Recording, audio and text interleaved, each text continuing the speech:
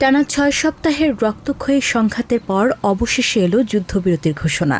পাকিস্তানের মধ্যস্থতায় Tehran Washington ঘোষিত ২ সপ্তাহের এই সাময়িক বিরতিকে স্বাগত জানালেও লেবাননে অভিযান চালিয়ে যাওয়ার কথা জানিয়েছে তেল আভিভ।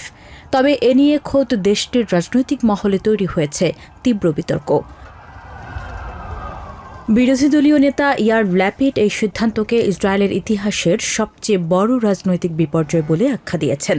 সাবেক এই প্রধানমন্ত্রীর মতে নেতানিয়াহু কৌশলগতভাবে ব্যর্থ হয়েছেন এবং এই ক্ষতি মেরামতে কয়েক বছর সময় লাগবে। বামপন্থী নেতা ইয়ার গোলানও নেতানিয়াহুর তীব্র সমালোচনা করেছেন।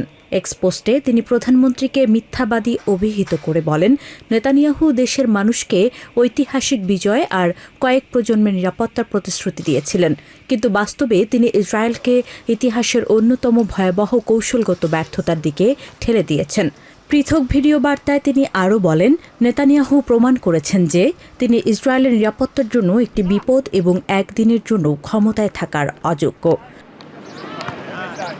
অন্যদিকে তেল আভিভের সাধারণ মানুষের মাঝে যুদ্ধবিরতি নিয়ে কাজ করছে মিশ্র প্রতিক্রিয়া। কেউ শান্তির আশায় বুক বাঁধছেন, আবার কারো মতে এটি একটি অসম্পূর্ণ কাজ। না, এটা এখনো শেষ হয়নি। আমাদের কাজ শেষ করতে হবে। ট্রাম্প যদি পরবর্তী পদক্ষেপ নেন এবং যা চান, অর্থাৎ সব ব্রিজ, সব কারখানা আর বিদ্যুৎ ব্যবস্থা গুড়িয়ে দেন, তবেই সবকিছু শেষ হয়ে যাবে। আমি আশা করি এটি 2 সপ্তাহের বেশি স্থায়ী হবে এবং শান্তি আসবে, কিন্তু নিশ্চিত করে বলতে পারছি না। এই অঞ্চলের নেতাদের প্রতি আমাদের আস্থা নেই। আমরা চাই নেতাদের শুভবুদ্ধির উদয় হোক, কারণ আমরা ক্লান্ত। তবে সবচেয়ে বেশি ক্ষোভ বিরাজ করছে ইসরায়েলের উত্তরাঞ্চলে। লেবানন সীমান্তে হিজবুল্লাহর বিরুদ্ধে অভিযান বন্ধ করেনি নেতানিয়াহু সরকার।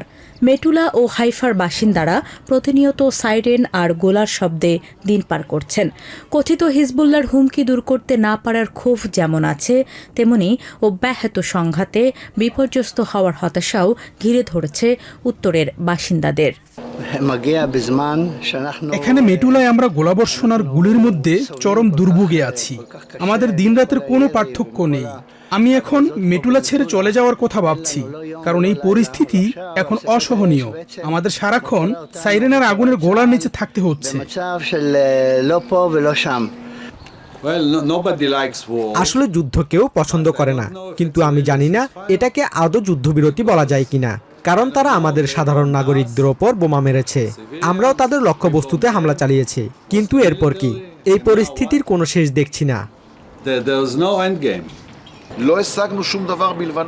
লেবাননে আমরা কিছুই অর্জন করতে পারিনি। 1.5 মাস ধরে আমরা হিজবুল্লাহর অস্ত্রশস্ত্র গুড়িয়ে দেওয়ার মতো কঠোর ইসরায়েলি জবাবের অপেক্ষায় আছি, কিন্তু তা হচ্ছে না। আমরা এটা কোনোভাবেই মেনে নিতে পারছি না। একদিকে লেবানন জুড়ে ইসরায়েলি বাহিনীর ইতিহাসের সবচেয়ে বড় হামলার দাবি, অন্যদিকে সাধারণ মানুষের নিরাপদ আশ্রয়ের খোঁজে ছোটাছুটি। সব মিলিয়ে ইসরায়েল জুড়ে যুদ্ধ আর আতঙ্ক সহসাই পিছু ছাড়ছে না। নূর, TVN 24 নিউজ ডেস্ক।